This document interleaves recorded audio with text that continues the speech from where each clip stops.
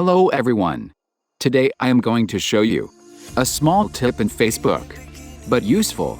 Do you love to see how many years you using the Facebook? It mean I am going to show you how to check the date Facebook account created. Follow me now. Open Facebook app and locate to account options. Then click on setting in privacy. And here setting.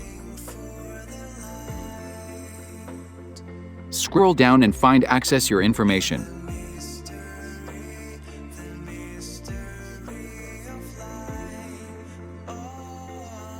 You can see your recent activities. Keep scroll down and find personal information.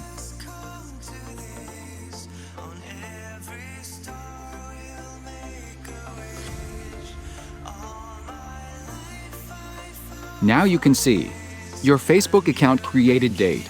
So this is the tips for you.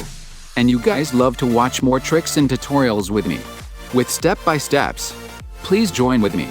Give a comment and your lovely like. If you think I am good, subscribe me to watch future videos. Thank you. See you again.